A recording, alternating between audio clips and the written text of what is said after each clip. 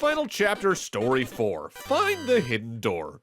Hello everyone and welcome back to Let's Play Wario Land 2. In the last part we started off the final chapter and got about 3 stages through it, and now it's time for us to go finish it and thus the game.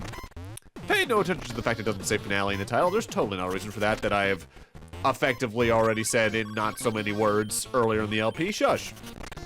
So this stage is probably the weirdest one out of the final chapter, in that its entire thing is it has a lot of unmarked breakable blocks, and you have to shoulder charge, ground pound, and jump everywhere you can to try and find them, just to find your way to the nearest door and ultimately to the end of the stage.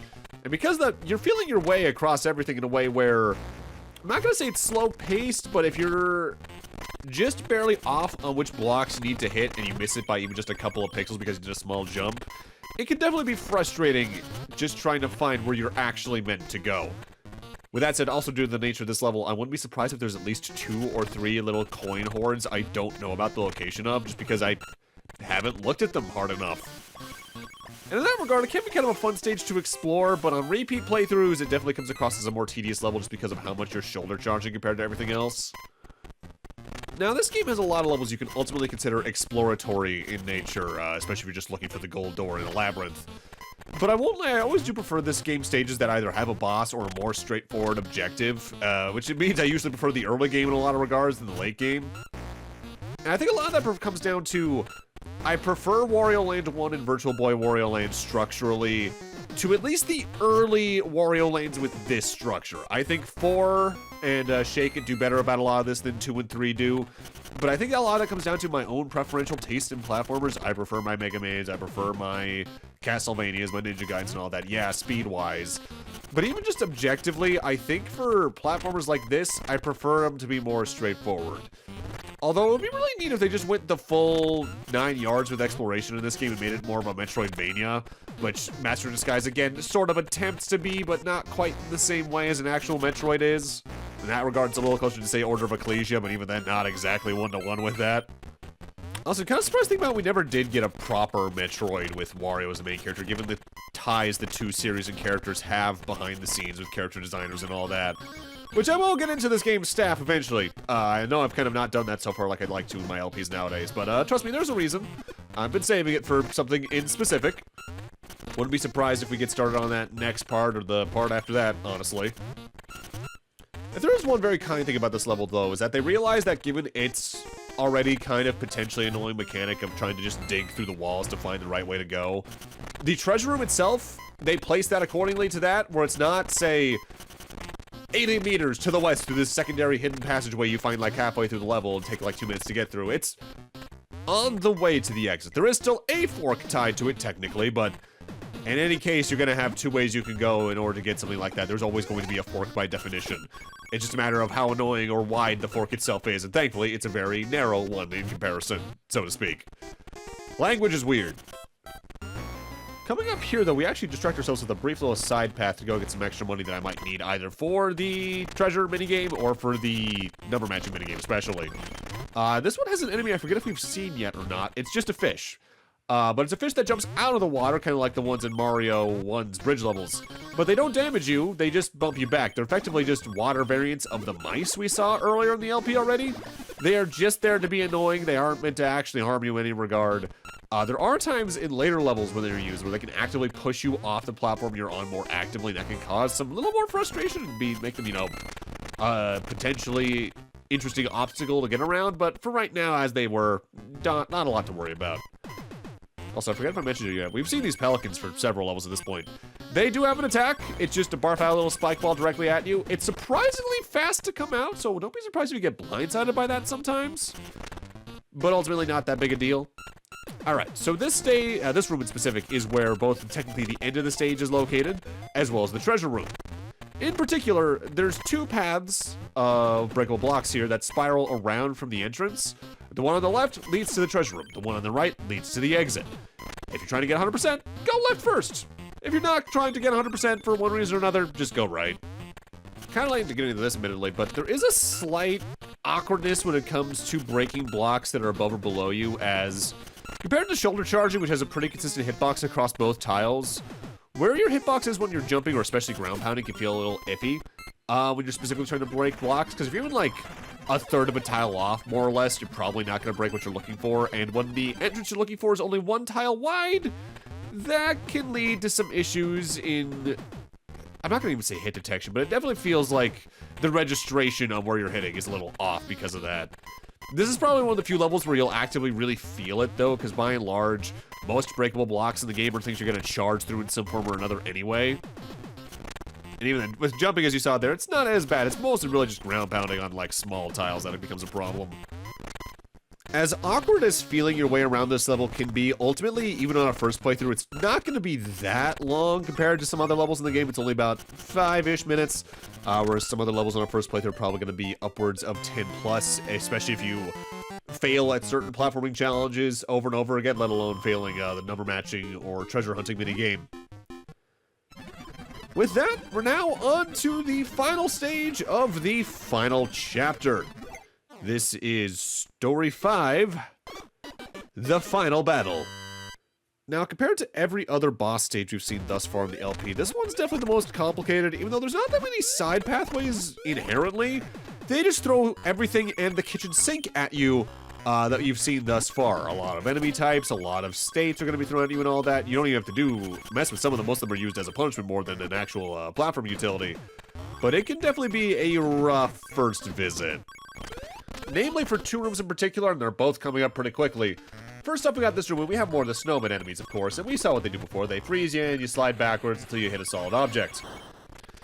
When they're on one-tile-wide pathways like this, there's usually 3 ways to get around them. One is just ground pounding over and over again, as we brought up before.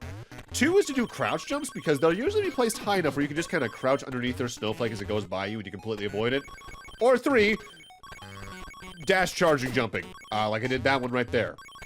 Which that's actually surprisingly the most precise of the 3, as you need to not only hit the right jump arc, but they need to be close enough to you that you'll actually hit them if they're on the left side of the platform without getting frozen. Now, something that does help in this room a lot is a mote of patience, admittedly, because something I'll often forget about when I come back to this game is that these enemies don't just fire once and stop, they fire 3 times in a row before they take a break.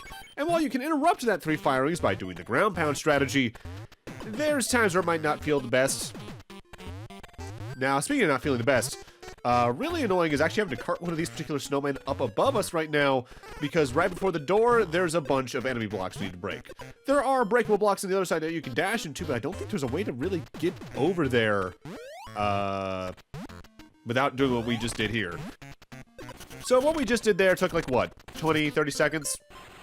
That took me 6 minutes on my practice run, which admittedly is kind of a recurring problem, especially more recently, as I've had less time, where on my practice runs of some games and levels in certain sections, I am rushing actively a bit more because I want to get to the main recording. I just want to remember what the level design is roughly like, but that won't always serve what I want to do correctly. This is the other room I foresee people having trouble on their first playthrough, because I remember I did, because we got more of those penguins that'll turn you into drunk Wario again. They do place water on either side to help with that, yes, but you shouldn't kill all the penguins because you do need one of them once again to destroy some enemy blocks, on top of the fact there's blocks that just fall below you. It's a small room, but I was falling up and down there on, like, first playthrough for like 10 minutes. It was really sad. You know, I said this is a relatively large level, and compared to some of the other boss levels, I guess it is, but we're also already almost at the end. The boss is just on the bottom right, but before we go there, we want to go to the top right to get some coins, but also to break through the wall, because that is where the treasure room for this level is. You do need to do a jumping shoulder charge to reach that, which a little more precise than it seems like it is, but it's still not that bad ultimately. And our final main story treasure chest is a crown, fittingly so. So now we can head down to the boss floor and go take care of Captain Syrup once and for all, once again. So Captain Syrup herself can be a surprisingly dangerous boss fight. The big thing is, the floor is on fire constantly. As you progress through the fight, fire is always going to be moving from the right side of the screen to the left and then back and forth. If you get hit by that fire, you're knocked upwards out of the screen and you have to start the fight over again. For the first few hits, she just throws the spear pirates at you, then you throw them up there, just mess with her, until she eventually closes those doors a couple hits in, and now she's going to rely on throwing bombs down at you. You need to catch those and then throw them at the fire that's raising up to have that explode up in the air and do damage to her.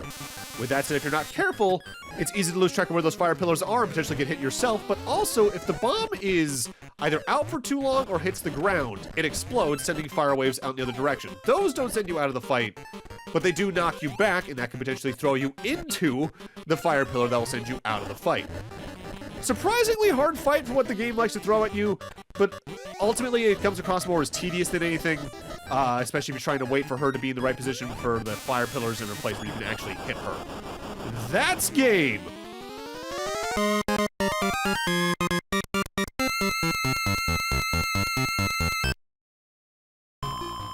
Chapter 5 can certainly throw a lot at you, and due to that, it can be one of the harder worlds in the game on the whole. But it definitely has enough calm moments for you to really get your pace down and make sure you're doing well. As long as you take your time, barring Captain Syrup's own fight, you should largely be pretty fine.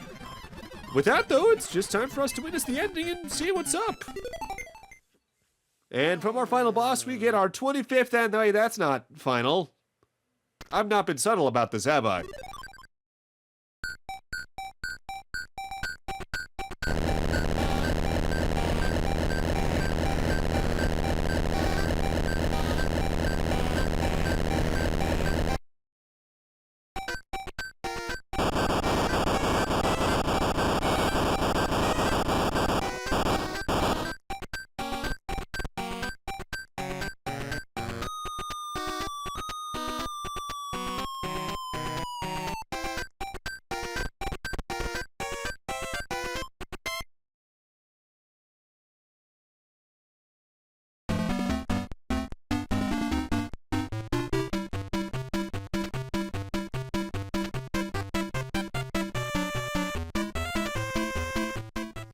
So normally I'd go into my thoughts on the game here, of course, but I have not been subtle about it at this point. We are not done. It doesn't say finale in the title for a reason. I'll talk more about exactly how much we have left to do, though, once the credits are over, though, because that'll give us the best view case of that. So I'll see y'all in a few minutes. Enjoy the music. I love this song.